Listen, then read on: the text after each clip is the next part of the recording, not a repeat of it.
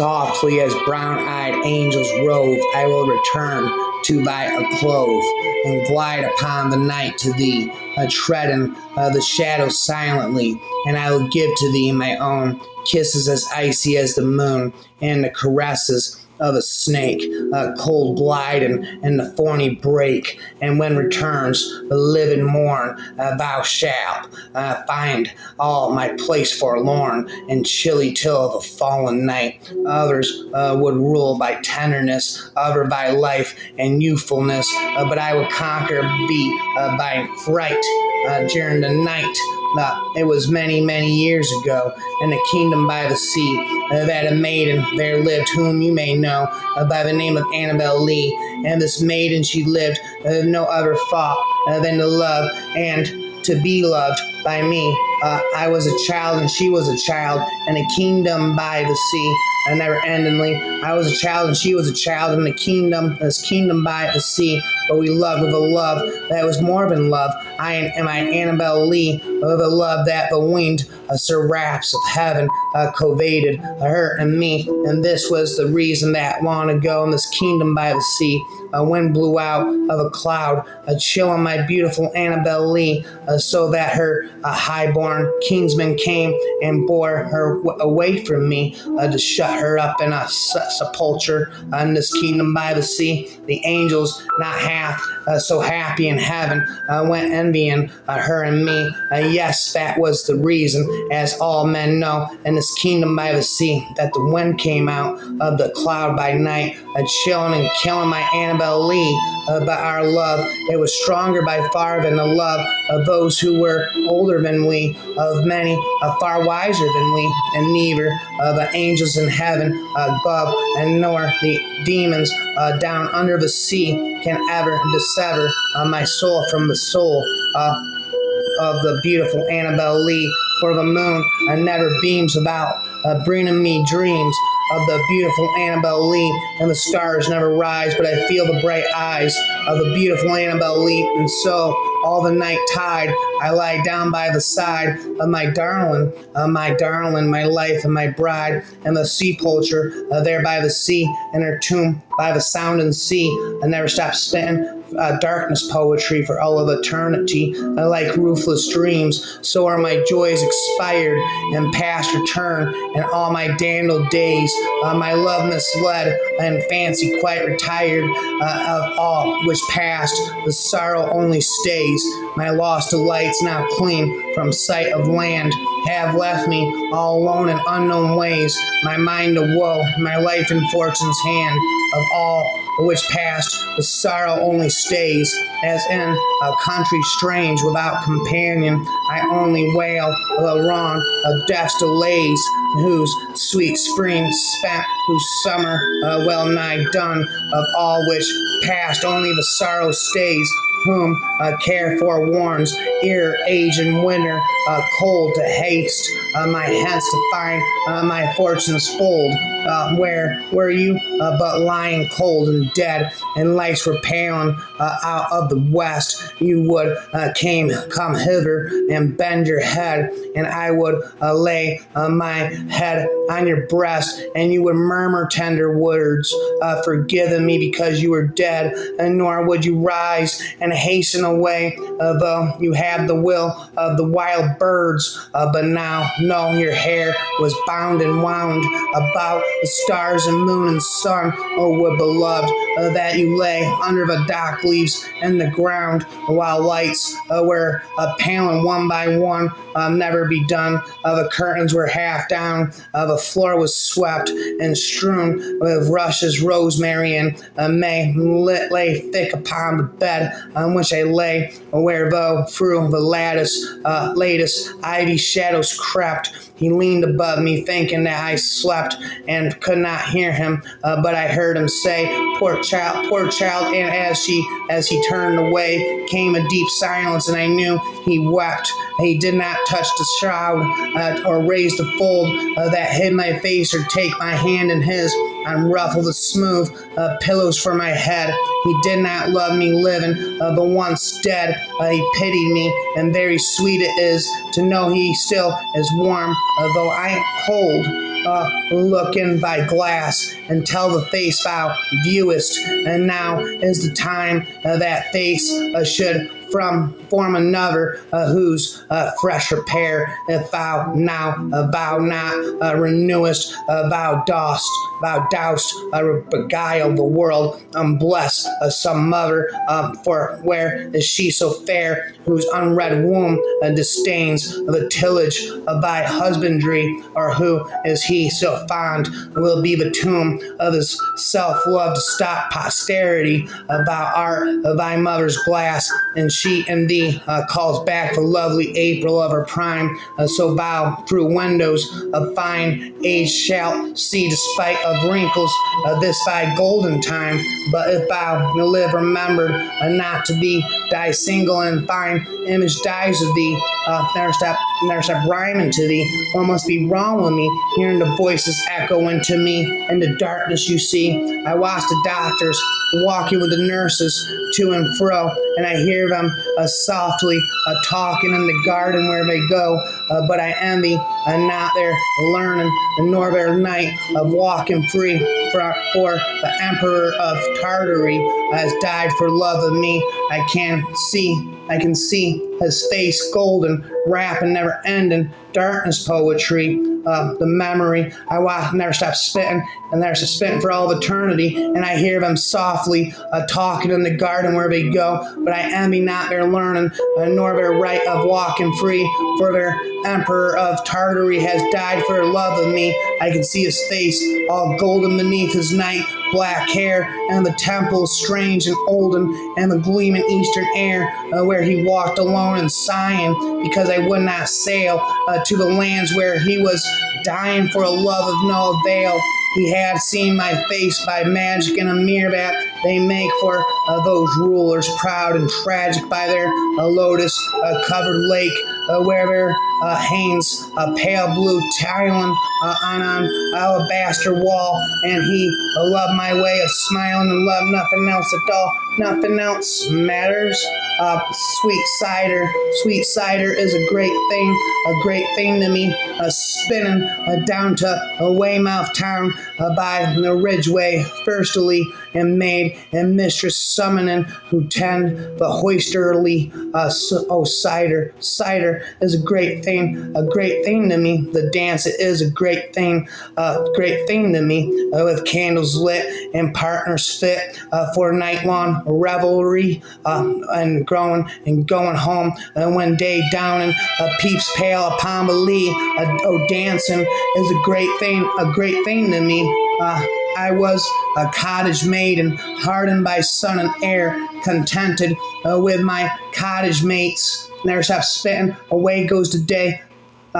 I was a cottage maiden, hardened by sun and air, a cottage with my cottage mates, not mindful I was fair. Why did a great Lord find me out and praise my flaxen hair? Why did a great Lord find me out to fill my heart with care? He lured me to his palace home, woes me for joy thereof, to lead a shameful life. His plaything and his love, he wore me like a silken knot. He changed me like a glove, so now I moan, an unclean thing who might have been a dove. Whoa, there I go, love from above. Oh, Lady Kate, my cousin Kate, you grew more fair than I. He saw you at your father's gate, chose you, and cast me by. He watched your steps along the lane, your work among the rye.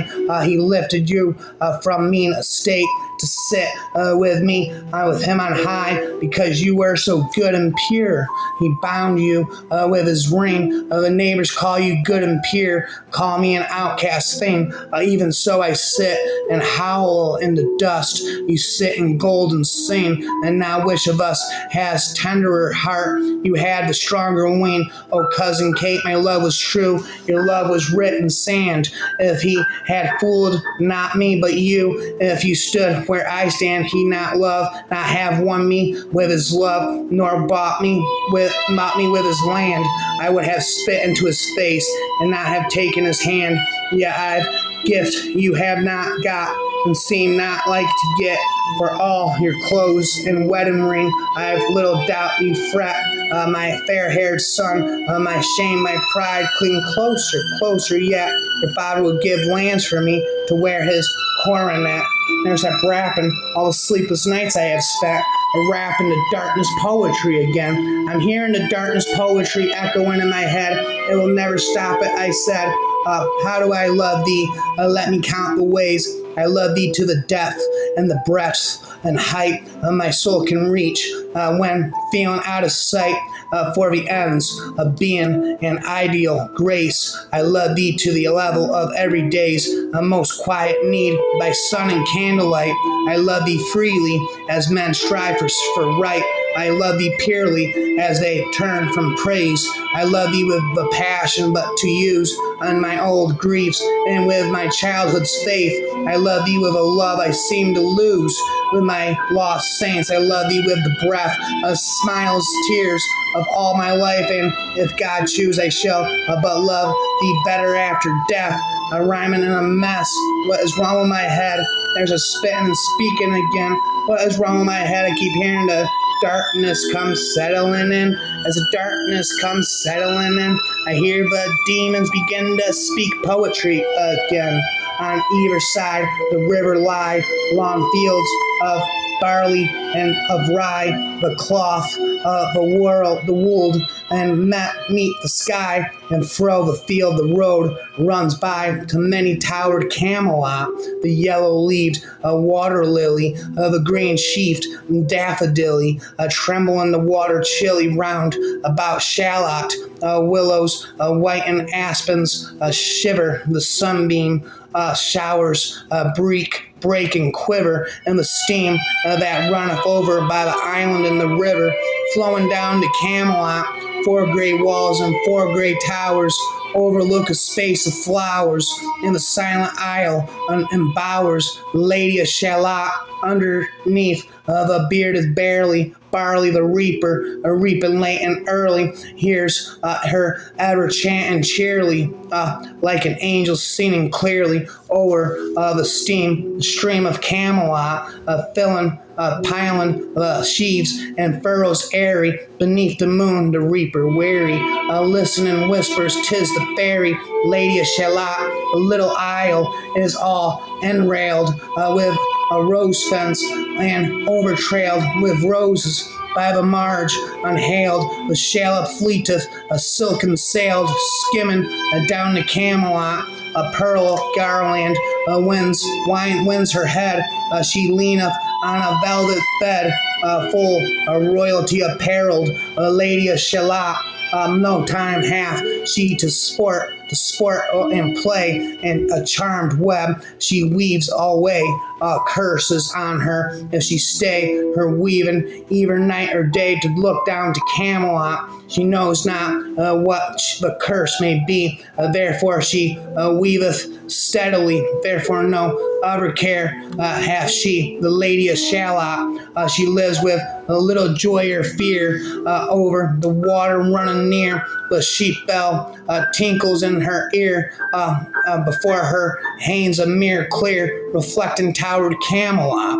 And as the mazy web she whirls, she sees the Shirley village churls and the red cloaks of market girls pass onward from Shalott. Sometimes a troop of damsels glad, and abbot on a ambling pad, sometimes a curly shepherd lad, or a long-haired page in crimson clad, goes by to towered Camelot, and sometimes throw the mere blue. The knights come riding 2 and 2.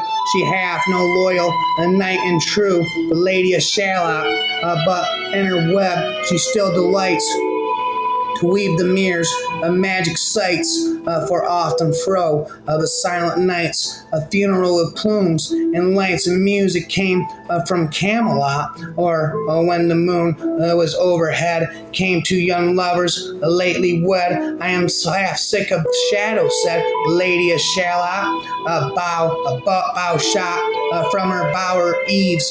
He rode between the barley sheaves. The sun came dazzling into the leaves and flamed upon the bays and brazen greaves of bold Sir Lancelot. A Red Cross knight forever kneeled to a lady in his shield that sparkled on the yellow field beside remote Shalott. The gemmy bridle glittered free like some branch of stars we see hung in the golden galaxy.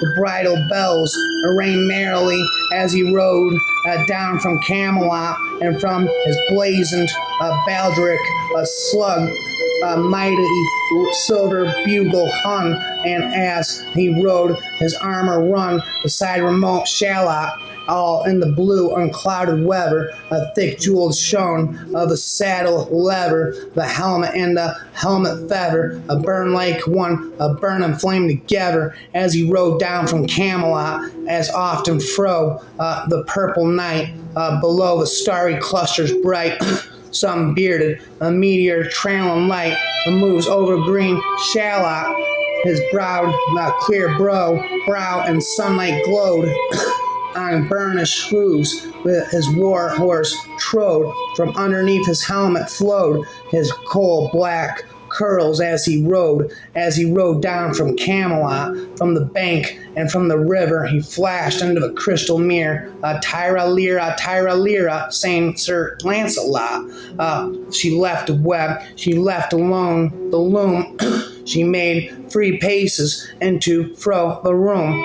She saw the water flower bloom. She saw the helmet and the plume. She looked down to Camelot. Out flew the web and floated wide.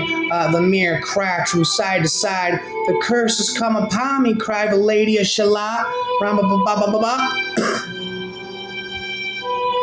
Never stop rhyming as the darkness comes settling in. The demons start chanting again. Inside of my head the voices begin. Oh, what can ail thee, knight at arms, alone and palely loitering? The sedge has withered from the lake, and no birds sing. Oh, what can ail thee, knight at arms, so haggard and so woe begone? The squirrel's granary is full, and the harvest's done. I see a lily on thy brow, with anguish moist and fevered dew, and on thy cheeks a fading rose fast withereth too. I met a lady in the meads, full beautiful, fairies, a child. Her hair was long, her foot was light, and her eyes were wild. I made a garland for her head, and bracelets too, and a fragrant zone. She looked at me as she did love, and made her sweet moan. I set her on my pacing steed, and nothing else saw all day long. For sidelong will she bend and sing a fairy song. She found me roots of relish sweet, and honey wild, and manna dew, and sure in language strange she said, I love thee true. She took me to her elfin grot, and there she wept, and sighed full sore, and there I shut her wild eyes with kisses for, and there she lulled me to sleep, and there I dreamed, ah woe betide, the latest dream I ever dreamt. On the cold hillside I saw pale kings and princes too, pale warriors, death pale, where they cry La Bale, Dame Sans, mercy they hath, if and frail. I saw their starved lips in the gloom, with horrid warning gaped wide, and I awoke and found me here on the cold hillside, and this is why I sojourn here, alone and palely loitering through though the siege. The sedge has withered from the lake, and no birds sing. Indeed, as the darkness comes settling in, The demons begin to speaketh again. The chanting inside of my head, keep hearing the echoes again. The echoes again inside of my head, never stop it again. The echoes never stop it, I said. The echoes never stop it again, I said. As darkness comes settling in, here comes it again. The echoes inside of my head, hearing it again. What is going on, I said. Intoxicating and delirium, twilight's caffeine with dark's temptation, raising the curtain of death's sachet, feeling your skin slip away in a box of insomnia with the decadence of sin, lost in verse as twilight descends, night falling between the winds and echoes of the shadow's breath. Arise and I walk the valley of death, having died once I won't die again. A velvet blood, drinking you any time of the month. I had a dream about you. You were calling me, hey sexy. Your voice went up to a corner of my ceiling. I knocked it into the walls. You are entombed. Please return me to insanity. My brave hearts, Bowie's Goblin King, scale ladder to darkest depths, torment in black vault. Margaret, a dredge stands on the ledge that leads to the next stampede. Her face seems closed and wet and raw, awaiting the impact of her fall. Odie, and to the inky midnight raven, harbinger of ill omen, lightlessness in her eyes, heralding one's demise. Come for the peanuts, stay for the witchin'. Daniel tells the crows, woe, 'twas an inauspicious day, the arrival of the murder of the crows. Stalkers at the gate, eagerly they await. Never stop spitting all night and all day. I'm too quick, that's what you say. How mundane. There's a spitting again as darkness comes settling in. I hear the demons begin to chant again as the darkness comes settling in. Here comes the demons again. They go on and on and on and on and on. The demons come in again, speaking, I said, as the darkness comes settling in. The demons go on and on and on. Never stop speaking, I said. The darkness comes settling in. Demons begin to speak again as the darkness comes settling in. The demons begin to speak again. Demons go on and on inside of my head. Never stop speaking again. When was the last time I visited you, my sweet? At night when it was quiet, I can hear your voice. It wakes me. I search your side of the bed, hoping to find your warm body resting. Oh, well, you can rest now, my darling, free from pain and suffering, free from the misery that took the once joyful light from the beautiful eyes. And now you can rest, the rest of timelessness, the slumber of the dead, wrapping again as darkness comes settling in. The demons begin to speak again, echoing inside of my head, as echoing off the walls of my casket again, as darkness comes settling in. Near Kitty and Joe live in an alternate universe on the other side of a set of funhouse mirrors in a creepy carnival. Kitty tells Joke, hey, this place is creepy, like the outer side of a set of funhouse mirrors in a creepy carnival. Kitty tells Joke, hey, this place is creepy like the funhouse mirrors at the amusement park I went to as a kid. The reflections in the looking glasses look like my multiple personalities. Who are those other ladies in your psyche? Let me introduce you to Artemis. I channel her in my dreams. She is a stern office manager who makes up men under her wear itchy starch shirts and the tie of her choice, a different one for each workday. She also demands her coffee with exactly 1 teaspoon of sugar to be served with a differential.